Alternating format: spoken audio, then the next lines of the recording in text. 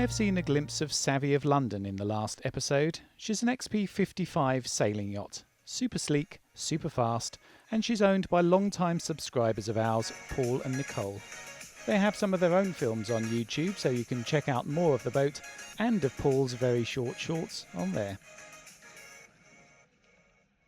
I'm on my own for this visit, and as you can imagine, Judy's gutted she's away. Well, I do my best on my own, so here's the full boat tour. Well, thanks then, Paul, for letting me aboard. First thing I've noticed, you've got a garage. There's a big hole in the back of the boat.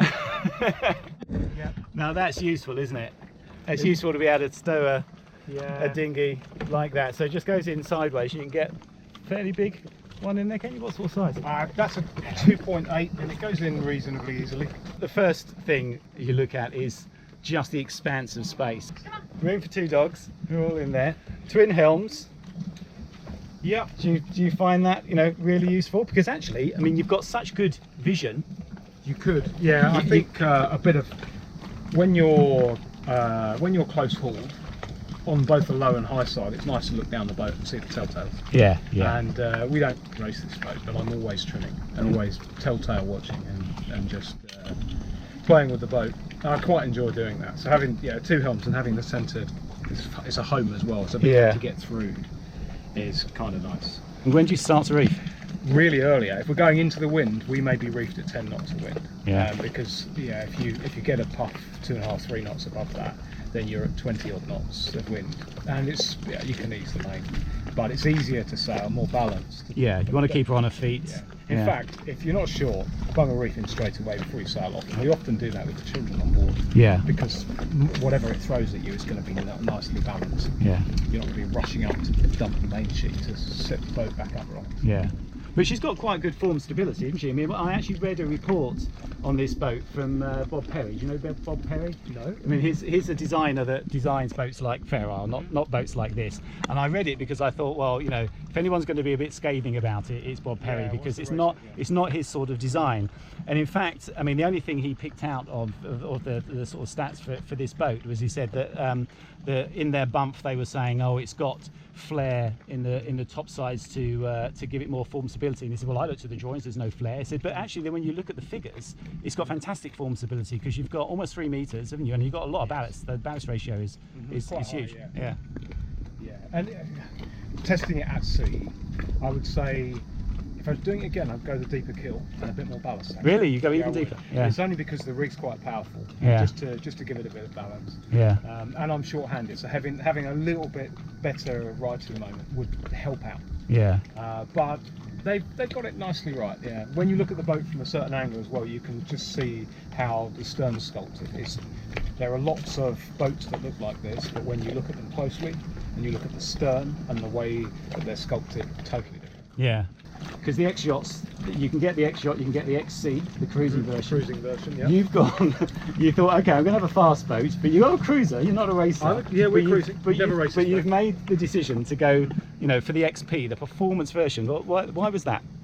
I had an X442. There's a nice picture of it downstairs. Yeah. And that was the pure range. They did one boat, and then they split into the let's go performance, let's go cruising, and the cruising boats weren't right for me. And I love sailing. I love the performance sailing, seeing how fast you can go. So I thought, well, we need a boat that's big enough, because racy boats, you sacrifice space downstairs. Yeah. So we need to get big enough boats. The biggest boat they built. Yeah. I love the lines of it. It's not to everyone's taste, but plumb stem, plumb transom, it just looks right. Yeah. It's got a lovely look to it, and we've proven you can cruise on it. Yeah. And we've been cruising 20,000 miles of cruising. And it's doing well. Yeah. Doing really well. Now I did, as you know, that thing on cruising boats, buying a cruising boat, and I was a bit rude about fat ass boats, and you're still a patron, so that's good. But the plumb bow, I mean, was I right? Is there still an issue with anchoring with a plumb bow? You just have to be there. Always have a boat hook at the front of the boat. Okay. And have somebody that's used to it bringing the anchor up. Yeah. You have to play it out, bring it on board. Yeah. You do have to be careful. So you've never chipped the gel coat? Oh, 100 times. If you look closely, there are many repairs, but normally it's where I've let somebody else go and do it. Yeah, sure. And I say, make sure you control it, and they're not ready for the anchor because they forget how heavy it is and it catches a wave or something. Yeah. But yeah, that is a problem, and you can't go putting steel on it, and there's nothing else that protects it, like steel. So just be careful. Yeah. And have some good gel repair people around. Yeah, yeah. So just before we go up forward then, so the setup back here, you've got some pretty hefty old winches in here. Are they electric? Yep, they're all electric, and well, I'm ashamed to say very rarely do I put the winch handles in them, but they'll take a winch handle. Occasionally we switch everything off and use the boat without any electronics, no nav, and just do everything by hand, but not very often because it's hard work. Yeah. But yeah, they're all electric, and it keeps all the lines. Yeah, all the lines about the boat, nicely away. Yeah. It's the first time I've been on a boat where they've run all the lines back to 4 winches. Yeah. And so you can run the boat from the last few feet of the boat pretty easily. The only thing you can't do from here is reef. We're slab reef. Yeah. So we have to get up there and play around with a couple. But you are standing here, and the back of the boat is there. Yes. Does that not get a little bit scary sometimes? Oh, you just get used to it. Yeah. So when you're roaring, we put a video out a couple of days ago on Instagram or something, humming downwind. I'll talk about humming in a minute. Yeah. The only problem with standing back here is when you are sailing quickly, you hit about 9 knots and there's a hum under the boat, and when you hit about 10.5, it roars out the back. Yeah. And you can't hear a thing. Yeah. That's the problem. So you then turn the auto helm on and go and have a chat underneath the spray. Yeah, yeah. So it roars a bit, but there's something really nice about standing here. I love night sailing. It's my favourite thing to do. So when we're night sailing, I'll often take the whole night. Yeah. And just run the boat. And just seeing the bioluminescence roaring out the back of the boat, I'm sure, is mesmerising. Yeah. So. It is lovely to walk down because you've got this sort of wide expanse, haven't you, and sort of nothing in the way. But again, for me, because I'm used to Fair Isle, I'm sure, I mean, I feel slightly exposed here. One, because handholds. Two, because you've got the guardrails quite low and outboard. I imagine you strap on quite often, do you? It's yes, of course I do. Do you know what? Well, there are no jack stays on the boat. No. But I do run a line, so I'll run a line from the cleats in heavy seas. So we'll have preventers and lines run in heavy seas. Yeah. I suppose once again, because I'm just used to it, you're absolutely right. You learn to hold on. One thing that might be good for you that I use now, because my jack lines on, they're very rarely on, so and you don't want to have the faff of rigging them every time. I have the ultra line on the back there, which is a Dyneema webbing line, which I use, which I use for stern too. But you can just, if it's back there, you can just pull it out. When you want it, run it round the boat. Wrap it around the cleats, wrap it all the way round, and you can use that. It's quick and easy. Then you just. I was going to ask you about those because at the moment I'm 5 mooring lines tied together for stern 2. When I'm wrapped around the rock. And we didn't do much stern 2 previously because we were too deep. Close enough. But here you can. Here you can. Yeah. So no, that's not a bad idea. Yeah. But there's lots of opportunities to fall over. I suppose because of that, you're more careful. You're always one hand for the boat at all times. The rule. More so on here because if you do slip, the lifelines probably won't stop you. No, that's right. Yeah. Having rolled across the whole boat. Yeah. Yeah. Just you've got super careful. Good hydraulic vang because you've got no traveller at the back there. So the vang comes in more useful then, does it, to try and trim the sail that way? Yeah. I use the vang quite a bit just to get the sail trim right. Yeah. I like this boom. What did you say this was called? It's a Park Avenue boom. A Park Avenue boom. Danish call it a canoe boom. A canoe boom, which makes sense. So the sail just drops into the boom itself. No bag. Now you've got flush hatches. Yep, flush hatches, and we've taken the handles off the top of them. And just so use which you can screw them back in. So I suppose it's reasonably secure. So. So forward we have a fairly big sail locker actually. In here there are 3 sails, a washing machine. Oh wow! All the fenders. That's great. There are a few yoga mats, and this was a crew cabin, believe it or not. Oh wow! Yeah. Yeah, I wouldn't want to be. No, that's going to be a little bit stuffy, isn't it? But it's full. There's a code sail, a spinnaker, inner forestay, that stuff in there. Yeah, yeah. Well, everything goes in. I mean, our sail locker hasn't got any sails in it, but it's got 2 bikes and many other things. Yeah, the sails are just an inconvenience. They're getting away with the fishing rods and the washing machine. Yeah, yeah. So yeah, that's where everything drops. It works fairly well. Yeah. And all the thruster is all built into there, so you've got good access actually to thruster stuff and all that. Yeah. And then, yeah. Chain So it's a drop down thruster, yeah. Yeah, it's a turret thruster. Yeah. It goes all drops down in a turret, and then just chain locker. Yeah. Where, funny enough, I was looking very happily at you've got Chromox chain, haven't you? Yes. Yeah. Yeah. I need to swap this out for Chromox. I mean, it's incredibly expensive, but it's worth its weight, I reckon. It's it just drops amazing. in easily.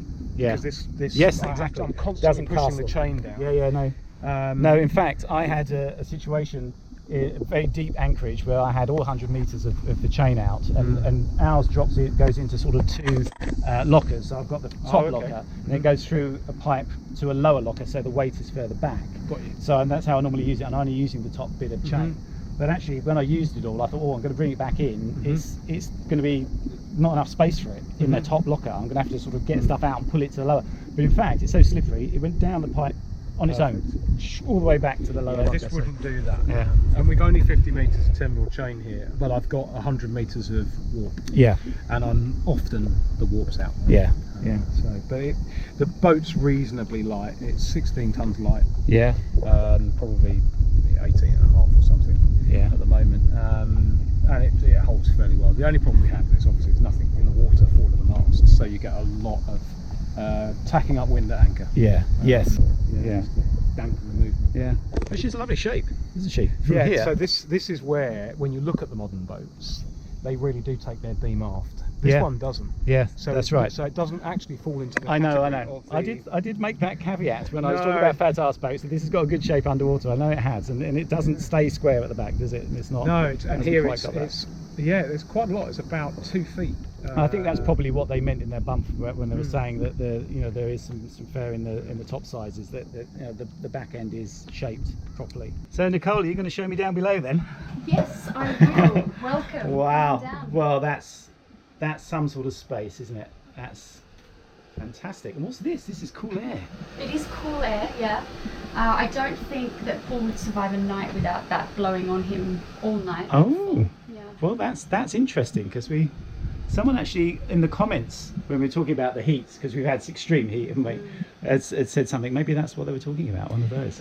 I'm looking at having one of these mounted on the wall, actually, in the bedroom. Yeah. So that we don't have to move it around. But we've got some holes there where there's a TV, and who watches TV anymore? Yeah, Everyone yeah. watches their phone or iPad. So, Yes, that's true. yeah, That's true. mounting one of those on the wall. Anyway, let's make gadgets. Yes. Let's look at this fantastic boat. So, Galley, first of all, that's a proper sea-going galley, isn't it? Because you've got lots of space to go in there and brace yourself up against things.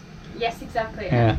These are some new additions that I had put in before we came out this season. Things like the coffee machine. Oh wow, that's good. I didn't want it out on the countertop anymore, so just having all of this on soft close because Paul uses that a lot.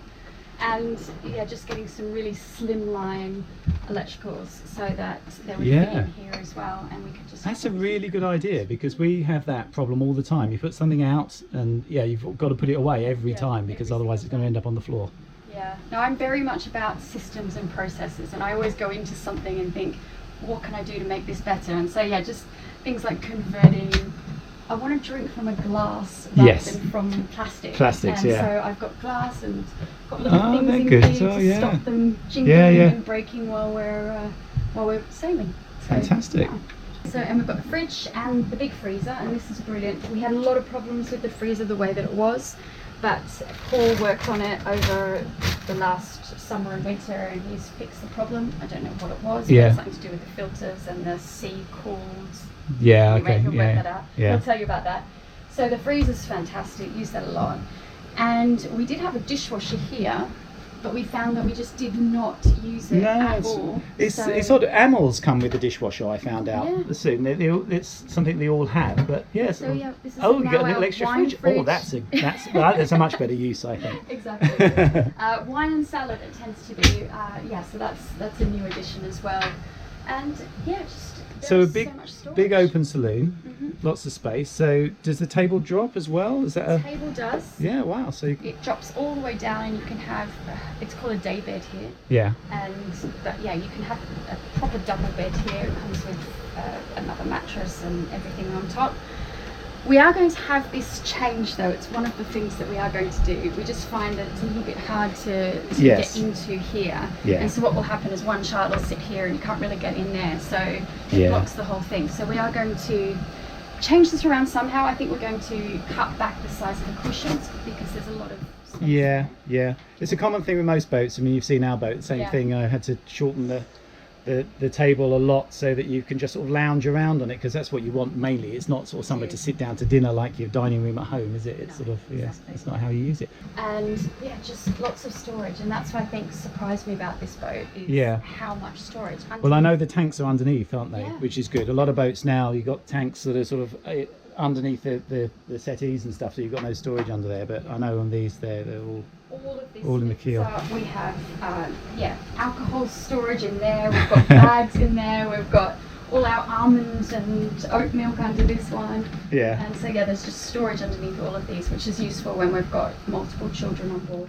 yeah, fab. Yeah. So you've got two doubles at the back of you. Yes, we do. Let's have a little look, and yeah, And obviously the children can choose whether they Yeah, sit and you've got down or they're we'll bunk up there. on their yes, on the seabed. Yeah, yeah, And that's this good. tends to be our camera equipment room Yeah. when we don't have children. Yeah, And then here's the other one as well. yeah, very similar. See, that's why you need a fat ass boat, because you're not going to get that without it. And you've got the Exactly. master bedroom up forward, yeah. Sure. So, Again, so just keel so step much mast, storage. so it comes all the way through, along with a bit of rigging. Yeah, yeah, wow.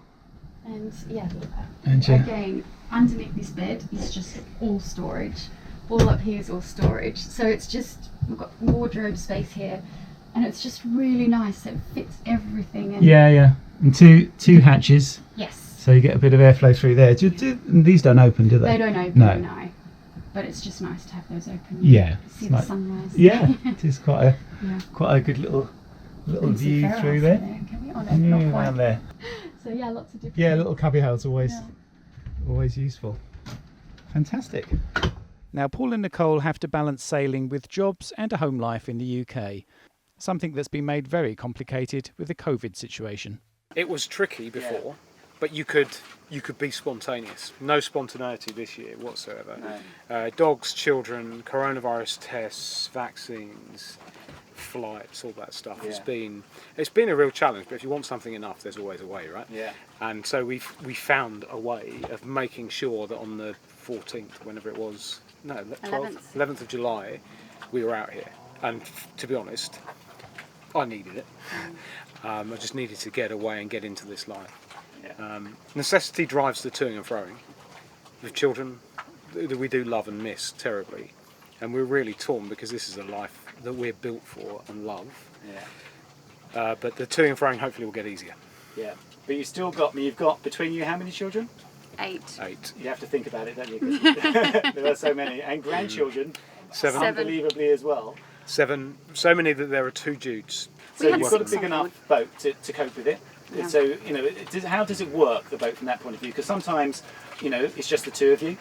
And you've single-handed as well, and you've all as well. So you've got a boat that can do all that, can you? It works well with people and very short-handed? It does. Well, to be honest, the more people on board, the less handed I am, typically. So we're two-handed until there's someone on board, and then I'm one-handed. I'm Yeah. single-handed. It's typically how it works, especially if they're not sailor types or people wanting to sail.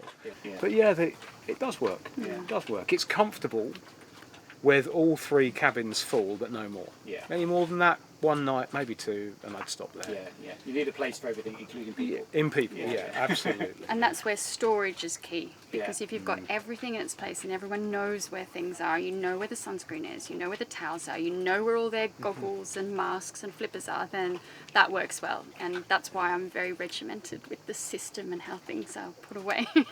Regimented, did you say? No, do you know what? We even managed to get the children to learn where the sink was and where the marigolds were and the washing up liquid and the tea towels. Once. So the long-term plan for you guys is to live aboard, is it, at some stage? to come and do? Long periods. We'd have, Yeah. I think, 75-25 maybe. 75% travelling, including the boat. 25% at home, roughly. We've family friends in Australia. Want to spend some time there. Visit places you can't get to by boat. We love skiing. We're fitness people. But a lot of that you can't ski on the boat, not easily. So 75-25, but travel, and you can't sail the Pacific 2 days a week. No. That's the problem with sailing. So that's why. So I mean, obviously, the easiest thing to have done to do would what most people in your position would do. Maybe the sensible thing: have your boat in the Solent, go down at the weekend and sail it. You've gone a step further than that by bringing it here. I mean, we can all see the advantages of that. But you know, is that something that you think is doable? That, I mean, COVID aside, it's made things obviously put a spanner in the works massively. But without that, can you see this is something that more people should do? Absolutely. I think there are a lot of boats that you spend a lot of money on. They're the most expensive boats in the marina because it's used 2 days a year and have all the same maintenance costs. Don't do that. Charter one.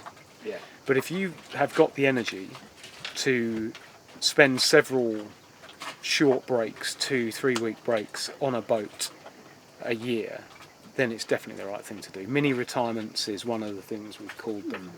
And it really is, if you've got to love being on the sea for it to work, but if you love being on the sea, just go for it. It really is very rewarding. Yeah. And I don't think it matters what boat you own, actually. And I think there's about a 5-hour door-to-door rule.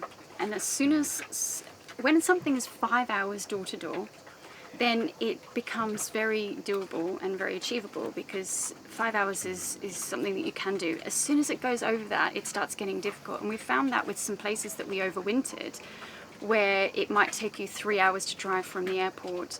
And that's just, it's not achievable, and it's not something that you look forward to doing for a weekend. But that 5 hour sweet spot, that really works. And so Greece is a bit longer, but somewhere like Spain, Portugal. Cartagena was 20 minutes, Cartagena, 20 before they changed the airports. It was 20 minutes. Palma, Mallorca was 50. You're off the plane and you're on the boat in under 45 minutes. Yeah. They're perfect locations. Actually, Lavriat is pretty good too. Half an hour, 45 with minutes. the time change. Even though it's a 4 hour flight.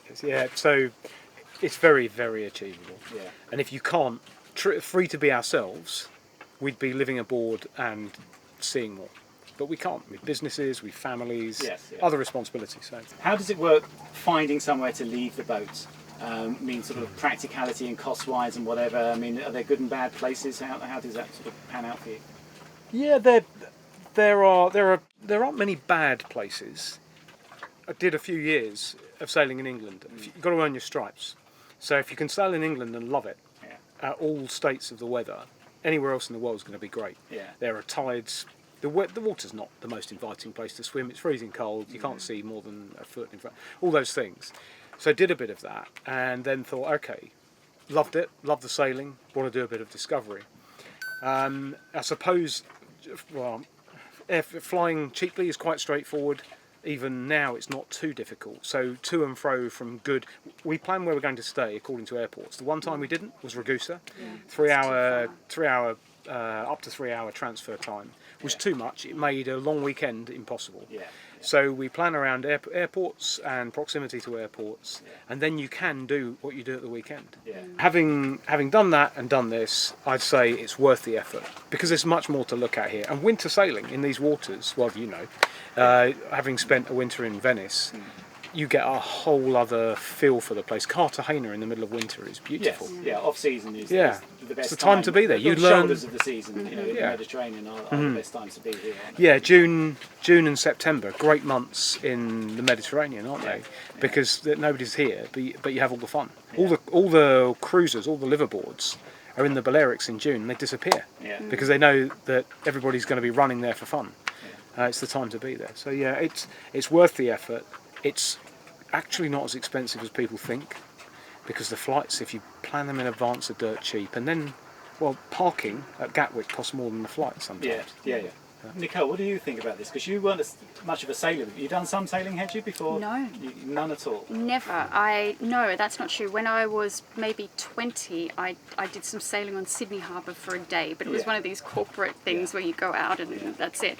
And so, yeah, Paul invited me out on the boat in 2018, and I had no idea. I came down with my little suitcase and high heels and soon realised that was not what you pack for a boat. No. But yeah, I didn't get seasick. I really enjoyed it, and that's But you're the an rest is Aussie. history. You like I'm an Aussie. You like the warmth. Yes. Would you be, if Paul said we're going to sail in the Solent, what would you think of that? Well, I did suggest the other day.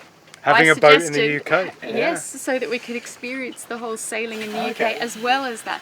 But I think for me, not being a sailor, for me it's about the exploration, and it is about the places that we go and the people we meet. I love meeting people. We love meeting people. We love food. We love experiencing those different foods. So yes, we'll meet great people if we're in the UK sailing, but it's not the same as sailing into a little seaside village in Greece and stopping in a taverna and just chatting. We had this incredible experience on Sardinia where we went onto the beach at sunset, and these people from the island who didn't speak any English called us over, poured us wine from their own vineyards, gave us cheese that they'd made themselves, gave us ham that With they'd live also... maggots in the cheese. With live maggots, wow. yeah, exactly.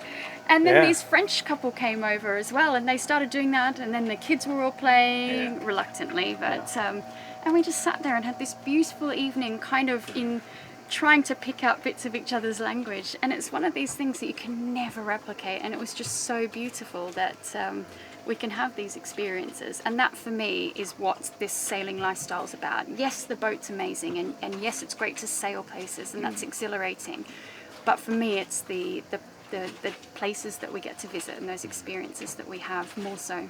Yeah, we're lucky. We are lucky to be able We're to try fortunate, this. yeah. And but it's all it does for me is it increases my thirst. Each time we do this, I'm become more thirsty for this life. And not But I less. think that there is this move towards what we call this mini retirements rather than this cliff edge retirement, because people are realizing that it is more rewarding to do these Yes. things And throughout your technology life. is making it Exactly. possible. I mean, you still do some work from the boat, don't Definitely, you? When you're yeah. here. We need to, and that's going to go on for many years. I can't see me detaching from our business for many years, over a decade. But one of the side effects of coronavirus is the understanding that you can operate very effectively remotely. Yeah. We always knew you could, but people now believe in it. Yes. It was a bit of a cop-out before. Now it's thoroughly tested. Yeah. We met an English couple in Montenegro that were working from their boat every day. They hadn't even told their bosses they lived on the boat. Yeah, and they were They were working from home ostensibly, And but no they were one working would know. on their boat in Montenegro. Wow, that's brilliant. I'm not sure I'd get away with that, but I gave a like to presentation to thousands of people Of from course, the yeah. boat in October, and no one would have known I was there. Yeah. And that's just the way that things are now. Yeah. Right, we're all overheating here because it has got suddenly really hot again. So I won't keep you any longer. Thank you very much for showing me around your fantastic boat, and for being patrons, one of our earliest patrons all this time. So yeah, really appreciate it. no, Thank you. it is our pleasure. Yeah. And thank you for what you do, and thanks for giving us a tour of the Hans Christian, which I'd never been on before. Please keep making the videos, and Judy, we look forward to seeing you Yes. next time. Thank you.